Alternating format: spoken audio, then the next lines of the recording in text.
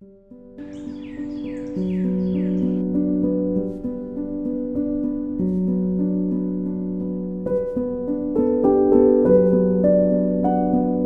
everyone, welcome to my channel. Welcome back. If you're new here, welcome.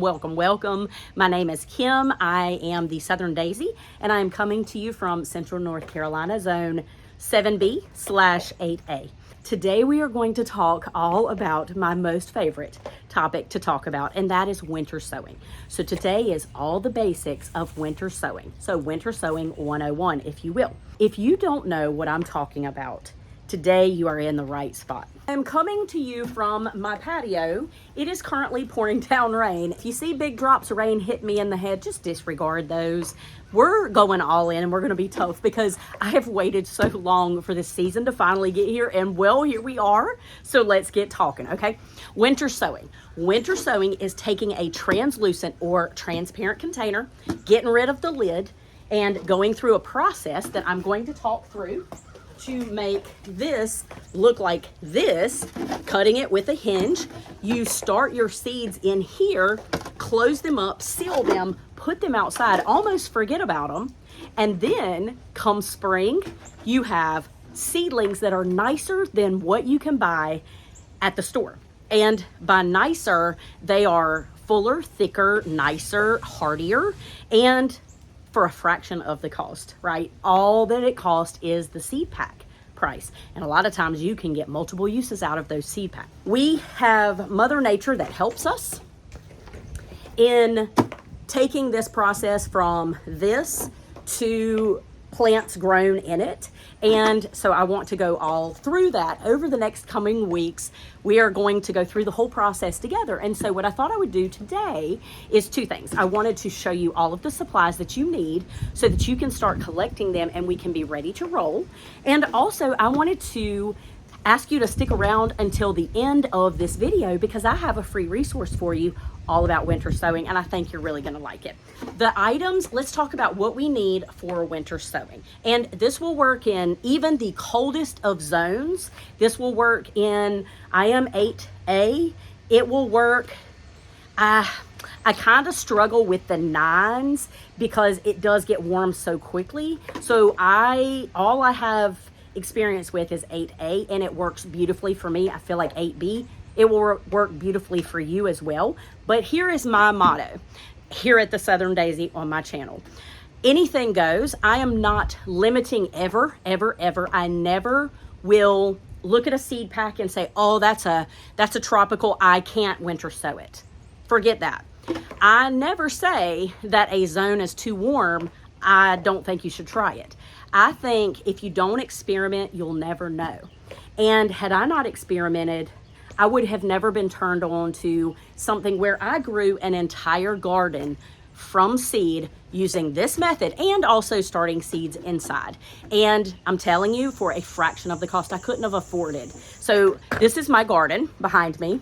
It is overwintering right now. I left everything as it was so that the birds and any other wildlife could have a little bit of safe refuge and to finish off the last little seeds that I left behind. So that will be cleared out, and I will take everything that I grow in my winter sowing containers, transplant it, and I will have the most magnificent Southern living looking garden that is at a fraction of the cost, okay?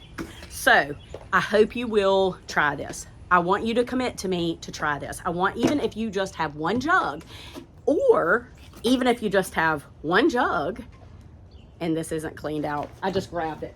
Even if you just have one jug.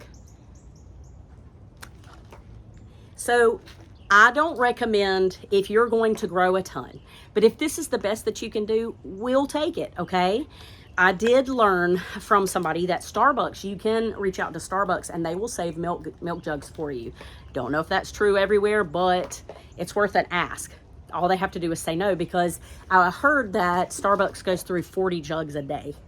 40 jugs, I did, I think 50 last year, and I had too many plants. I had to give some away. I hope that makes sense. So let's talk about what we need to properly winter sow. These are the materials I want you to start getting. So a transparent or translucent container like this, or this. These aren't my highest recommendations because they're just not as big. A milk jug is by far my most favorite. Something else that I tried last year was a cat litter container, and these worked okay.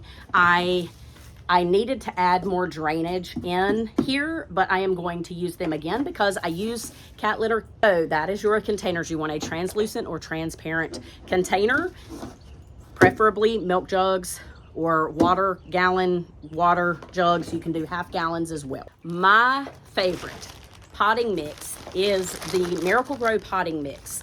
This is what I buy. This is what I use. I have experimented with some other kinds. I did not have good success. I did not like the way that it did not retain the moisture, and so this is my best. I love this. I'm sure if you have something different and you want to experiment with it, again, try it. You just never know until you try, right? Okay, so Miracle-Gro potting mix. Very important is duct tape. You want to get duct tape. They have decorative duct tape or regular duct tape, about the same cost. You just really want to make sure you get extra rolls of this if you're gonna do multiple containers. A utility knife. You can use an X-Acto knife or a pair of scissors. This is how you're gonna go through and cut the containers with a knife. It needs to have a sharp blade, and you're gonna cut. Or scissors. Scissors are a little bit harder to get started. Knives work a lot better. I purchased a wood burning tool. Got this at Walmart. It's got a little stand on it, and it gets super hot. It's from Plaid, made by Plaid, as you can see. And I think it was $14 in the craft section at Walmart. It comes with a bunch of tips, but the one that I like the best is the Chisel. And do you see the holes all in the bottom and on the sides? So I used this to burn the holes. It's a lot easier than using a drill and stabbing them in. I feel like I would say it's a lot safer, but it is a wood burning tool, and it gets so hot that it could burn you. So just be very careful. But this I would say is a lifesaver. So wood burning tool is optional. In the same craft section that you got the duct tape and the wood burning tool, you want to look for a Sharpie paint pen. So as you can see, it is a Sharpie paint pen. I got black. This lasted me the entire, I did 50 jugs, and I went through one whole one and then had to go and get a second one. And then if you want to have labels, seriously, this is what I did last year. I went to Lowe's, and because buying individual labels like this, you get a pack of maybe 10 to 15 for $4, okay? That's expensive when you're doing that many and you're starting seeds inside. And so I bought the cheapest plastic blinds, and I went through and cut all the blinds, and I have 2 full bags of these. And they work perfectly. They don't smear. This doesn't smear. So this is really and truly, you need this to write on the outside of your container. Like this was the Marigold Petite Yellow. This is how tall it's going to get. This is the date that I sowed it. And it's the American Seed brand. And I don't know what DR means. And it is yellow. So I started getting a little crazy with my things. But it's not really good if I don't know what... what DR means. I don't know. You want a Sharpie that's not going to, this sat out in the rain. That we didn't have any snow last year, but even if it sat out in the snow, this would be fine. And winter sowing works great in the snow. As a matter of fact, it works even better.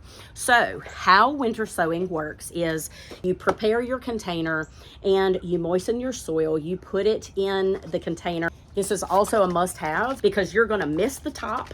Once you seed it, you're going to mist it. You close it up, you seal it, you label it, you're going to set it outside. The basis of this is you are watching inside this hole to make sure they don't dry out. You want to keep them moist but not soggy. In the weather outside, it waters it for you. The temperature, the soil is going to freeze. That's the purpose. And just like in nature, the soil starts to warm up. When the temperatures start to warm up and the seeds start to germinate, at the right time. A lot of people freak out and say, oh my gosh, it's germinated early, we got hot, I'm gonna move my containers. Resist the temptation, leave them alone. They will be fine. Even if they germinate, they will be fine. Trust the process, okay? Just trust the process. This is just sort of a 101, but I wanted you to see and kind of understand what it is that we're doing. So we're using nature, Mother Nature, and we're not having to acclimate the plants from inside our warm homes to outside, hardening them off and allowing the sunlight to get them. They are going to be ready to plant as soon as the temperature is warm and they're big enough, and you open your container and it's the most amazing, magical day. You can plant them directly in your soil without having to do a lot of the moving in and out and acclimating and all of that. Does that sound amazing or what? I promise you, I'm not lying. It is as good as it sounds. It truly, truly is. You need to have seeds, okay?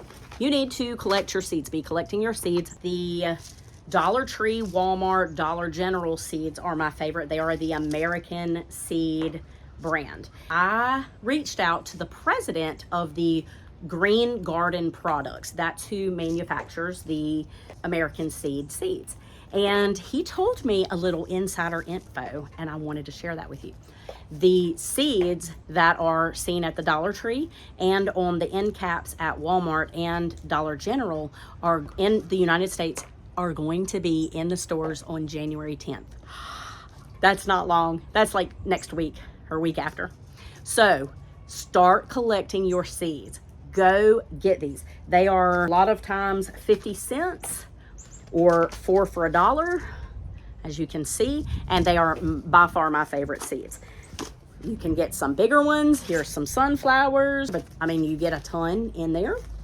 I also have a 5% off discount for the botanical interest seeds. So if you're interested in anything they have, it's a great time to peruse the gardening catalogs, but you can also go online and look at what they have. Go ahead and get your seeds. Get ready for our winter sowing expedition. You need to be ready because we are going to hit the ground running. You can grow vegetables, you can grow herbs, and you can grow flowers. Typically, you can start out with, and I start everything on the same day. I don't wait based off of what it says on the back of the seed envelope. So we're going to go through that in another video, and I just wanted to share with you exactly how I go about doing this. So what do you think? Are you so excited? So what I want you to do is tell me, have you ever winter sown before? Are you new? Are you willing to commit to starting seeds with me in this method? Even if you just have a Gatorade bottle, just try it just one time. The Dollar Tree does sell soil. You can grab that there. If you don't have a way to get that, reach out to me and let me know. Just let me know if you can't, if you don't have a way to get seeds, please reach out to me and let me know. I want everybody to try this, okay? I am so excited to do this together. Can you believe that we're finally here in the winter sowing? I can't. I literally can't. So, upcoming in the next few videos, we are going to go through the process. We're going to prepare our containers. We're going to collect our seeds and organize. But most importantly, we are going to plan our space. So out here in my garden, as I showed you, I typically don't plan.